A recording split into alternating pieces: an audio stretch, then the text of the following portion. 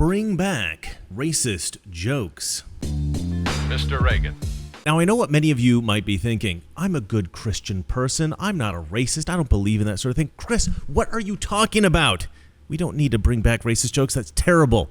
But let me tell you, ladies and gentlemen, racist jokes, they don't divide us. They unite us. We need to bring back racist jokes. Not just racial jokes, not jokes that are about race, different races and stuff like that. Actual racist jokes, like jokes that play on racial stereotypes in an unflattering way, or even jokes that denigrate particular groups of people. I have based my whole humor on laughing at bigotry. I laugh at the blacks, the whites, the purples. Mostly the blacks. White people are scared to tell racial jokes. Black people aren't. You've never seen a black guy at his job like, hey guys, I've got a cracker joke to tell you guys right now. No! Koreans, but we're like the angriest motherfuckers on the planet, are we not? That means hello in Korean. You know what I'm saying? Give it up, goose. You all right? Give it up. Vietnamese, we're the Vietnamese. Vietnamese, right? Right? Kinda gay, right? Kinda gay. You know what I'm talking about. Very faggy. Da sao em da voix? Come on. What the f***?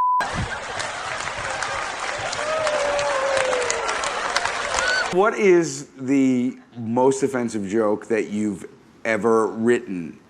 If only Africa had more mosquito nets, then every year we could save millions of mosquitoes from dying needlessly of AIDS.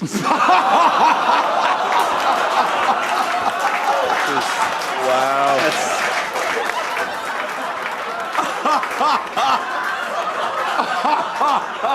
So now, if you laughed at that, are you a racist?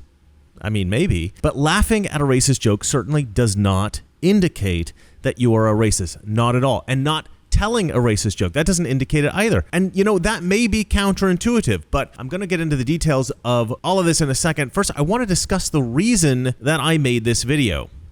Chrissy Mayer.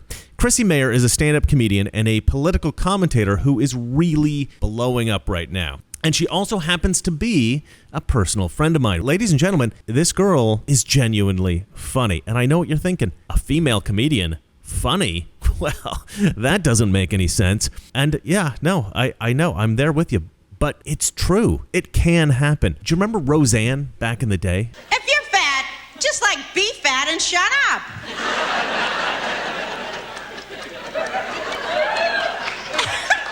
And if you're thin, you. Do you know how you men think you do every damn thing better than us women? You only do two things better, two things. And one of the things they do better is reading these maps. They are good at that map reading, ain't they?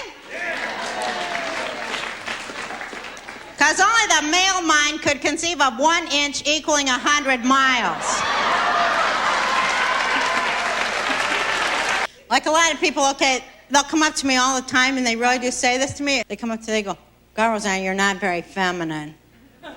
They say that. Can you believe that they would say that to me? Can you even believe that? You're not very feminine. So I say, well, suck my dick. So yeah, contrary to popular belief, funny female comedians do exist. They're just extremely rare, like seeing a solar eclipse or a black person swimming. And Chrissy Mayer is one of those once-in-a-lifetime anomalies that occasionally passes by Earth's orbit. And so Chrissy was on Newsmax the other day, and she said something that caused Keith Olbermann to go into full meltdown. Keith Olbermann reacted to Chrissy's joke several times on Twitter, but in one tweet response he wrote, and I'm quoting here, "You are an unfunny clown who just repeated a 150-year-old cliche about black people and fried chicken. Shut the F up."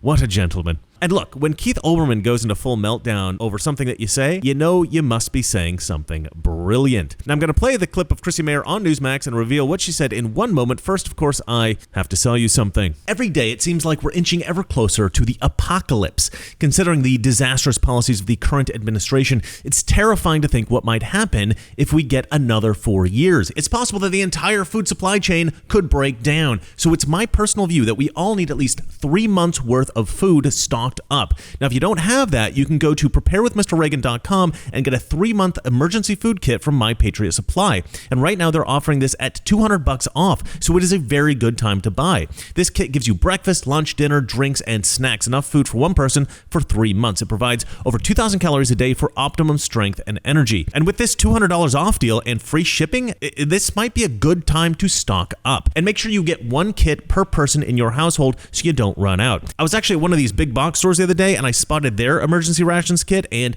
My Patriot Supply is a way better deal, so I feel very confident selling this product. With the world on the brink, give yourself that sense of security. Go to preparewithmrreagan.com right now and keep your family safe. That's preparewithmrreagan.com. Take a look at Dan Cathay. This emerged in the last couple of days. Granted, it's from a couple of years ago, but watch Dan Cathay here. Listen. I invite folks to put some words to action here. And if we need to find somebody that needs to have their shoe shine, we need to just go right on over and shine their shoes. But there's a time in which we need to have, some personal action here. Maybe we need to give them a hug too, brother. And some stock in Chick-fil-A. So, I'll let you take it, Chris. It's pretty ridiculous to just assume that Chick-fil-A, I'm hesitant to make a fried chicken joke, but they sell fried chicken. I don't know how much more inclusive we can get here. So I called Chrissy while I was writing the script for this video to see if there was anything that I was missing.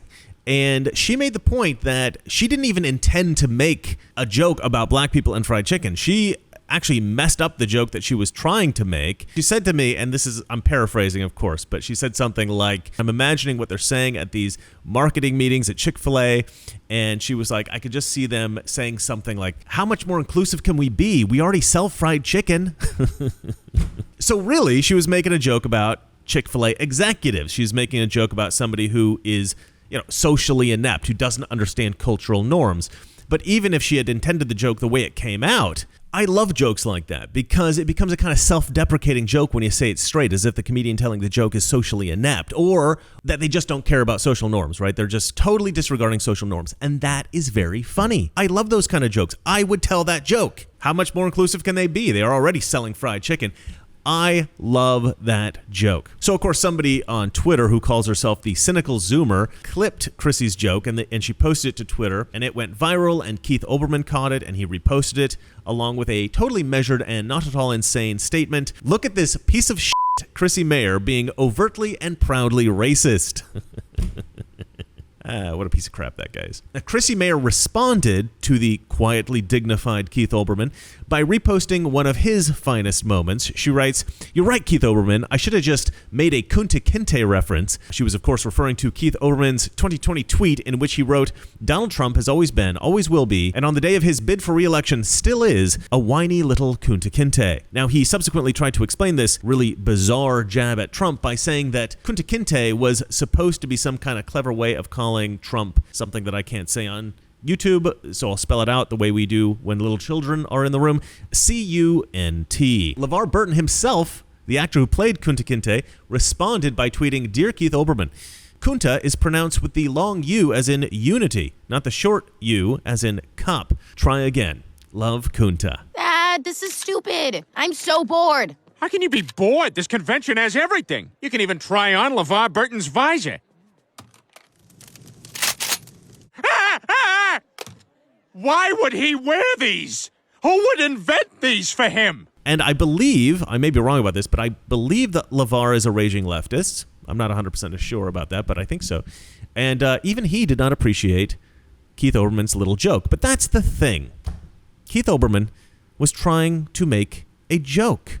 And you know what? I guess when he does it, it's fine. He's confident in the belief that he's not a racist, so he can make references like that. But Chrissy Mayer, Newsmax, these are right-wing evil MAGA fascists, so everything they do must have insidious intent. Chrissy Mayer's joke, that must have been pure racism. Now, when I first played Chrissy's joke, I laughed out loud. It's particularly funny because it's on Newsmax, where telling that kind of a joke is inappropriate, so I loved it. But look, it's not offensive. All right, if you're offended by that joke, you need therapy for oversensitivity. And you know what? I've never actually understood this black people and fried chicken thing at all. It's never made sense to me. When I first learned about the so-called racist stereotype of black people and fried chicken, I learned about it along with the stereotype about watermelon. Apparently black people like fried chicken and watermelon. I don't know. But here's the weird thing about that. Everybody likes fried chicken and watermelon. Everybody. So how is that offensive? It's like, you know what's so funny about those ridiculous blacks? They like delicious food. Now, I've mentioned this, how absurd this racial stereotype is before on the show, and how it's not, I don't think it's really bad. And several people inform me that this isn't even really a black stereotype. It's more of a Southern stereotype, right? And I guess that's why it's called Southern fried chicken, okay? But that's the crazy thing about our modern culture. There are a lot of things that someone somewhere just decides is racist. I suspect it's usually angry white feminists. But then we all just go along with it. Chrissy Mayer just said black people and fried chicken in the same sentence. Racist. Okay, obviously not. Dreadlocks are a great example. Somebody at some point decided that if a white person wears dreadlocks or does anything else to take on the aesthetic drawn from some other culture, that it was called cultural appropriation. This is cultural appropriation. So if a white person wears dreadlocks, it became racist. You're saying that I can't have a hairstyle because of your culture? Why? Because it's my culture. Do you know what dreadlocks mean? Do you know it was an Egyptian culture? Are you Egyptian? Nah, bro, you're not. Yo, girl, stop touching me right now. Yo, girl, stop touching me right now. Come back. Get off of me. Come back, come back, come back. You put your hands on me, we'll learn. Well, learn what? That's no reason, yo. I don't need your disrespect. I don't need your disrespect. Why are you filming this? Just for everyone's safety. But in reality, white people have worn dreadlocks for thousands of years, long before Europeans encountered sub-Saharan Africans in the 15th century. The Greeks wore dreadlocks, the Egyptians wore dreadlocks, the Vikings wore dreadlocks. Black people only started wearing dreadlocks popularly in the 1970s. But the problem is most people are woefully uneducated, and so it's easy to spread these kinds of hateful ideas. But why? Why divide us in this way? Well, I'm sure you can come up with a variety of sinister reasons, and I'm sure they're all true. But the main reason, I think, is that leftists are constantly trying to prove this absurd conspiracy theory that they have. The conspiracy theory that white people are all racist, and conservative white people in particular. Now, this is demonstrably false. Most white people are not racist. In fact, we are the only race that has a strong ethic against racism. Go anywhere else in the world, and racism is a major part of every other culture. But go to Northern Europe, go to the United States, Canada, Australia, South Africa, places like this, anywhere where you find a lot of white people, and the white people within that region will inevitably have a strong cultural ethic against racism. Go to any Asian country, go to any African country, anywhere in Latin America, the Middle East, everybody's racist everywhere. It's part of the cultures in all of these places. By the way, I do love this country. We're the only place with any diversity, but we have diversity other teams don't. Or if you look at the Olympics, you look at our U.S. gymnastics squad, we have an Asian girl, a white girl, a black girl. Look at the Chinese squad. Any guesses? Did you guess exclusively Chinese bitches? Yeah, that's all that's ever been on that team. That's all that will ever be on that team. And they wonder why they're not getting golds anymore. Well, you better get a Harlem in China. Now, if you were to spend a few days with a typical conservative white man in America, you'd see this guy interact with lots of people of different kinds of races. Maybe he goes to church, spends some time with friends there, maybe some of whom are black or Asian or Hispanic. Maybe he grabs a coffee at Starbucks and talks with the Indian Sikh barista. Maybe he goes to work, interacts with fellow employees or clients from a myriad of backgrounds. And maybe he even goes home to his black wife and kids. The reality is that white conservatives are not racist. It just does not exist in America in any significant way anymore. You don't see it. But ever since the overt racism in America basically ended in around the 1980s, the race hustlers on CNN and MSNBC have been desperately trying to find ways to keep people outraged and to keep selling books. And so they've invented all these theories by which they claim that white people are all secretly racist. As I said, white people in general and Republicans in particular. And leftists really believe this. Monday's county commissioners meeting about traffic tickets turned into a tense debate when Commissioner Kenneth Mayfield, who is white, said, quote, "It sounds like Central Collections has become a black hole." Mayfield said his comments were to be taken in the scientific context, but one African-American official at the meeting demanded an apology. And Commissioner John Wiley Price, who is black, said the language was unacceptable and that, quote, if it's angel food cake, it's white. If it's devil's food cake, it's black. If you're the black sheep of the family, then you gotta be bad. White sheep, you're okay. Mayfield told Fox News today, quote, in no way will I apologize for this ridiculous hypersensitivity. Anyone who's offended by the term black hole needs serious psychiatric treatment. And in order to maintain this ridiculous belief in the face of clear evidence disproving it, they have to find little hints, little instances that they can twist and distort and use to prove that their theory is true.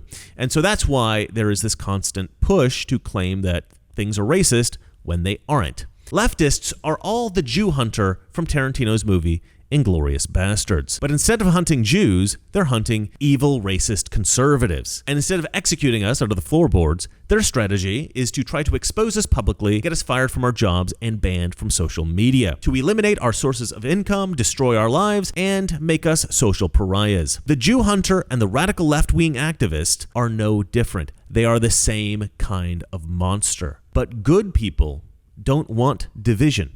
They want mutual respect and camaraderie. And that's why racist jokes are so important.